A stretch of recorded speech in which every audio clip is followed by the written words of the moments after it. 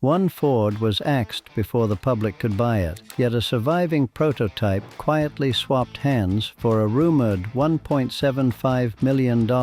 Another family cruiser cost $5,000 brand new and recently cleared an auction block at $1.3 million. These aren't tech stocks, Bitcoin, or gold mines. They are Australian cars, and the people who sold them cheaply 20 years ago are currently staring at the ceiling, unable to sleep, questioning every life choice they've ever made. Welcome to the 15 Australian cars that absolutely exploded in value.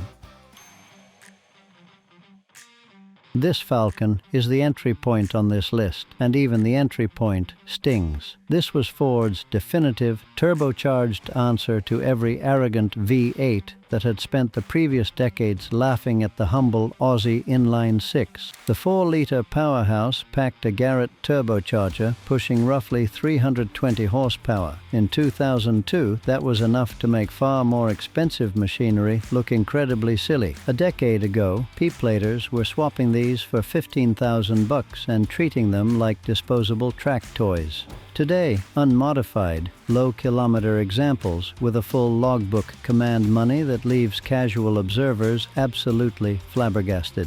The XR6 Turbo didn't announce itself as a multi-million-dollar blue-chip investment. That is exactly why it became a classic. And if you didn't buy one when they were cheap, well, don't look at the classifieds now.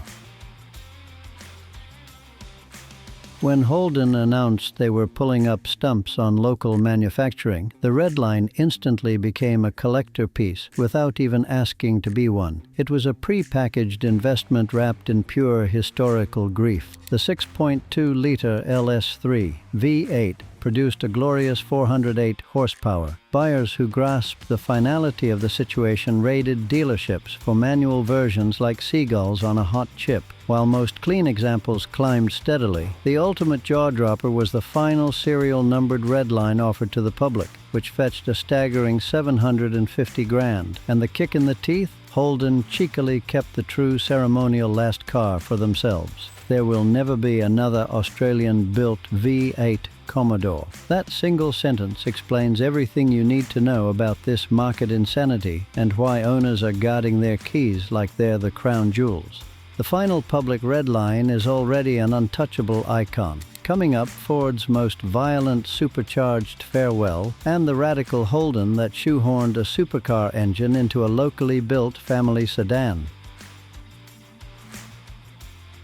Ford performance vehicles saved their most aggressive, uncompromising weapon for the absolute final chapter. The 351 was a deliberate, heavy-hitting goodbye, built with the stark realization that there was no sequel coming. Under the bonnet lived a supercharged 5.0-liter V8 hammering out 471 horsepower.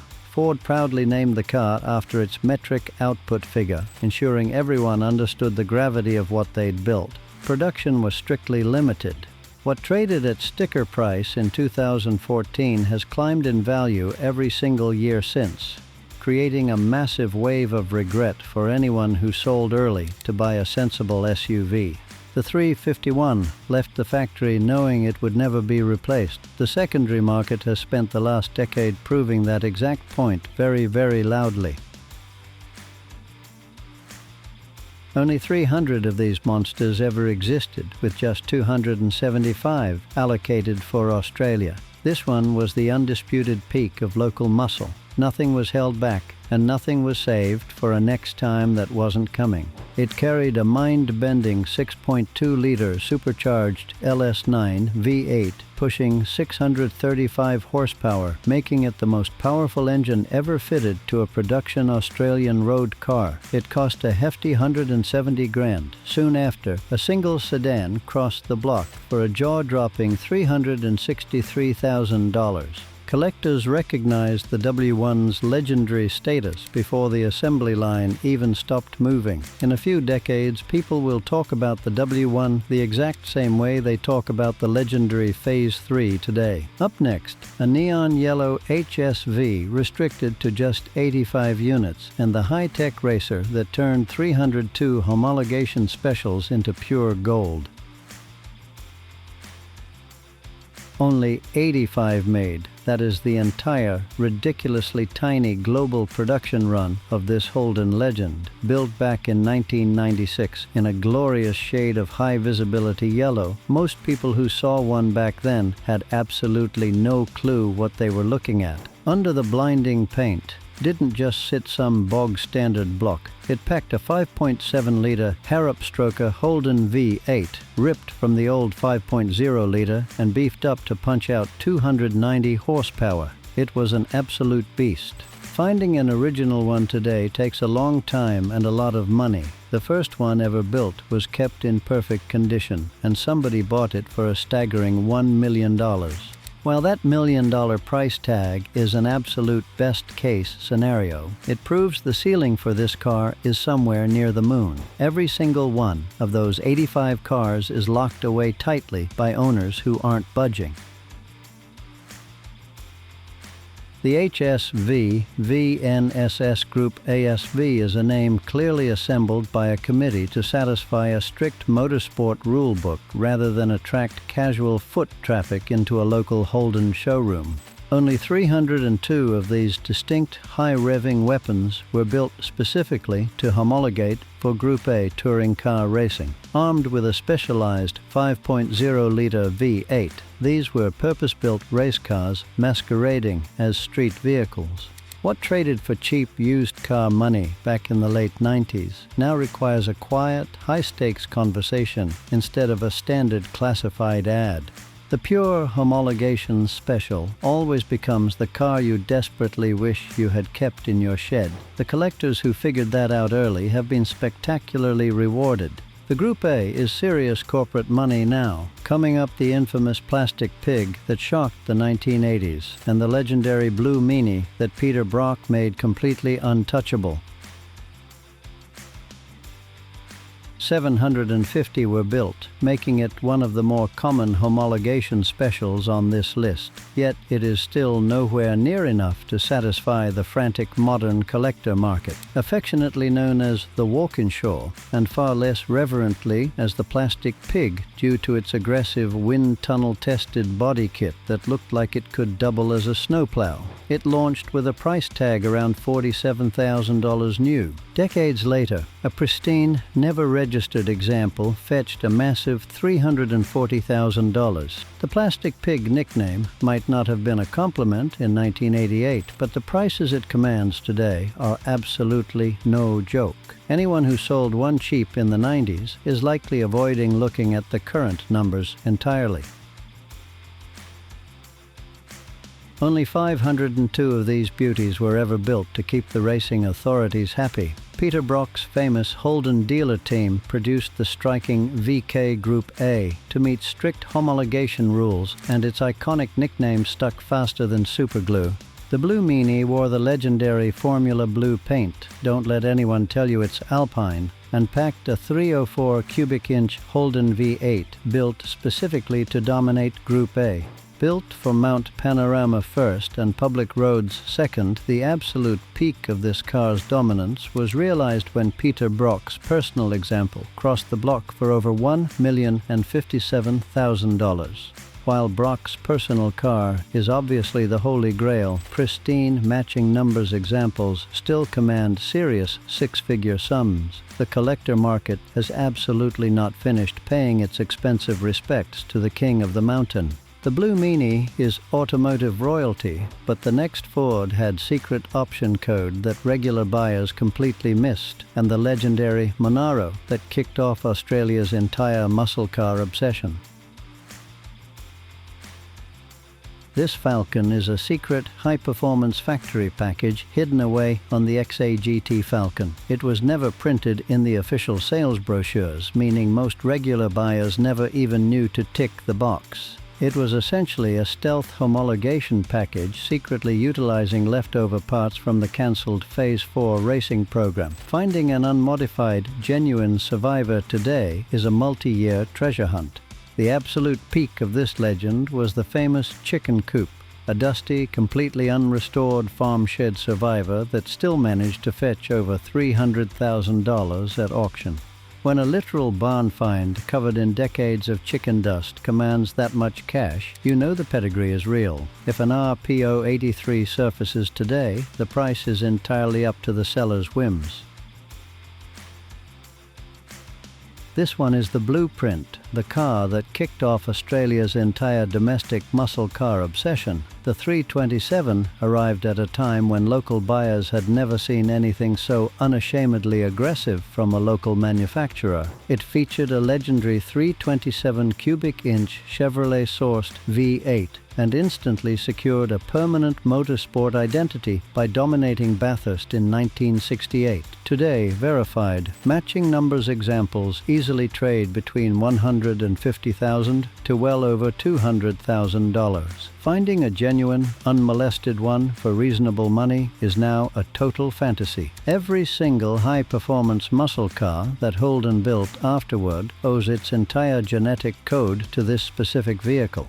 The market has been repaying that historical debt with massive interest for years. The Monaro launched an empire, coming up the wild, triple Weber Valiant package that only 149 people bought, and the compact Tirana underdog that Peter Brock turned into a giant killer. Only 149 ever made. That is the incredibly tight total production run of the legendary Chrysler Valiant Charger E49. It was a purpose-built racing machine disguised as a radical, street-legal coupe. The 265 cubic inch Hemi inline 6 was fitted with triple Weber carburetors, producing numbers that thoroughly embarrassed much larger V8s. Today, clean examples are deep into six-figure territory. The ultra-rare big tank variant, built specifically with an extended fuel tank for endurance racing, has seen advertised prices hovering around a massive $395,000. The E49 proved to the world that Australia didn't need 8 cylinders to build a world-class performance car. The collectors who own them today don't need to be told twice. The LJX U1 was Holden's corporate weapon stuffed into a pint-sized body. It absolutely refused to behave like a polite little runabout the moment it hit a race circuit, permanently rattling the big boys. It didn't need a massive V8 to cause a ruckus. This little ripper relied on a screaming 202 cubic inch 3.3-liter Holden Red 6, breathing through triple Stromberg carbies that sounded absolutely glorious at full tilt. Its heavy association with Peter Brock's early Bathurst career gave it a mythical status. A genuine 1973 Bathurst spec example famously fetched $348,000 before premiums. The XU1 was the ultimate lightweight underdog that punched so far above its weight class that the bigger V8s eventually had to sit down and shut up. Collectors who bought these early are sitting very comfortably right now. The XU1 is proper history, but the top three are in a completely different financial stratosphere. A legendary hatchback that cost $800,000, a Phase 3 that cost $5,000 new, and the ultimate ghost car that was never officially released. The brutal A9X package was available on both the four-door sedan and the hatchback, but the wide-body hatchback is the absolute holy grail that collectors lose their minds over. Equipped with a 308 cubic inch 5-liter V8 and immortalized by Peter Brock's dominant racetrack victories, its value recently rewrote history. A rare, pristine one shattered all previous records by selling for over $800,000 at auction. Original, unmolested examples are a tiny, shrinking pool because these cars were raced hard, modified heavily, and crashed often. It is the ultimate intersection of motorsport dominance and iconic design. Former owners who let these go for literal pocket change in the 80s are likely carrying that regret to their graves. $5,000. That is roughly what a shiny new Phase 3 cost you back in 1971. Today, that exact investment has crossed the auction block for over $1.3 million. Its lethal 351 Cleveland V8 powered a machine so fast that panicked newspapers argued it was entirely too dangerous for public roads. This political frenzy ignited Australia's infamous supercar scare, which forced the government to step in and effectively kill off the upcoming Phase 4 program before it could even start. The political panic didn't destroy the Phase 3, it made it a myth. $5,000 new, well over $1 million today. Anyone who sold one in between is probably doing the painful math in their head every single day. The mythical Phase 4 was developed on the XA platform to succeed the Phase 3, but it was abruptly axed before the public even got a sniff of it. It remains the absolute greatest car we never got.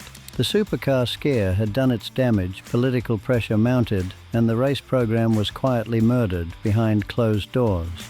Only 4 were ever built, and word around the traps is that only 3 surviving examples are left kicking about. One of these absolute unicorns reportedly changed hands privately for a staggering $1.75 million. When you're dealing with a car that technically doesn't exist, has a population you can count on one hand, and represents the absolute peak of Aussie muscle car mythology, standard pricing goes straight out the window. If you ever see one in public, stop and stare, because honestly, it's not happening twice. If you are one of the lucky few with a local legend currently tucked away in your shed, you'd better hold on to those keys tightly, because for the rest of us, that window has officially closed. Thank you for watching, and goodbye.